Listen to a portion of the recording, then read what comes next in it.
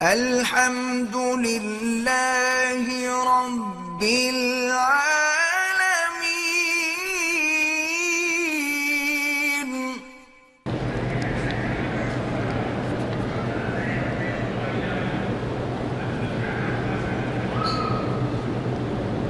میرے اوپر ایک کیس ہے، 2 سال ہو گئے، فیصلہ نہیں ہوا۔ بہرحال اللہ سے دعا کریں اور 2 رکعت نماز روزانہ پڑھ کے حسبنا اللہ و نعم الوکیل کی 5 تسبیح پڑھ کے دعا کیا کریں، انشاءاللہ جلدی فیصلہ ہو جائے گا۔ شیطانی وسوسے بہت آتے ہیں، کوئی بات نہیں، اعوذ باللہ پڑھا کرو، لا حول پڑھا کرو۔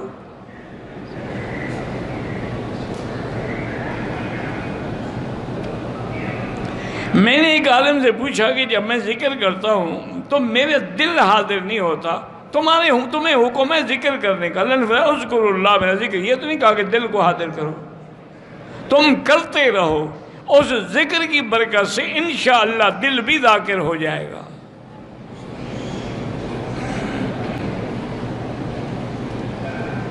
دل و دماغ مانا دل و دماغ اسی طرح متوجہ ہو، یہ تھوڑا ہے کہ دل کے ساتھ ذکر مانا ہے کہ تم ذکر کر رہے ہو اور فکر کر رہے ہو اپنے گاڑی کا، بیوی کا، بچوں کا، یوں نہ کرو، خیال ادھر ہو۔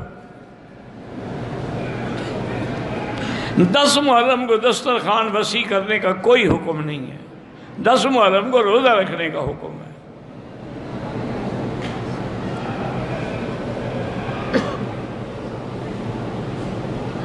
ایک شوہر نے بیوی سے کہا کہ اگر تمہارے بھائی نے اپنی بیوی کو طلاق دی تو تمہیں بھی طلاق ہو جائے گی، اس طرح کہنے سے طلاق ہو جاتی ہے؟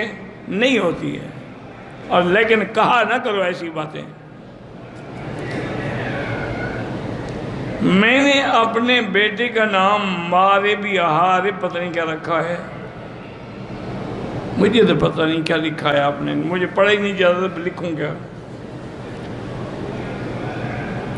میرے شوہر کہتے ہیں کہ تم بدقسمت ہو، تمہاری وجہ سے میرے کاروبار میں برکت نہیں ہوتی۔ وہ کہتے ہیں کہ مال عورت کی قسمت سے ملتا ہے، یہ بالکل جھوٹ ہے۔ جن نے کبھی شادی نہیں کی وہ کروڑ پتی ہیں، تو ان کو مال کیسے مل گیا؟ اچھا، اس کو کہو کہ اگر میری وجہ سے برکت نہیں ہے تو ایک اور عورت لے آؤ جس کی وجہ سے برکت ہو جائے گی، انشاءاللہ پہلا بھی ختم ہو جائے گا۔ ابھی 1 پہ خرچ ہوتا ہے نا، پھر 2 پہ ہوگا۔ جاہلوں کی باتیں ہیں کہ مال جو ہے جی وہ عورت کے نصیب سے ہوتا ہے، بالکل بے وقوفی کی بات ہے۔ یعنی مرد کا نصیب ہی کوئی، جو کماتا ہے اس بیچارے کا نصیب ہی کوئی نہیں ہے۔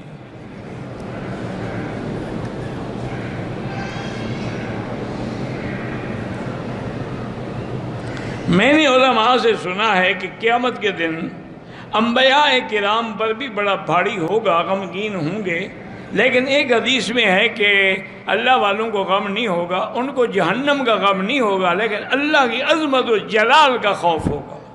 جیسے حضرت آدم کہہ رہے ہوں گے نفسی نفسی نفسی، اب آدم علیہ السلام کو کیا ڈر ہے؟ اللہ تو ان کا گناہ معاف کر چکے ہیں اور وہ تو نبی ہیں، لیکن عظمت الہی جلال کا روب یہ ہے۔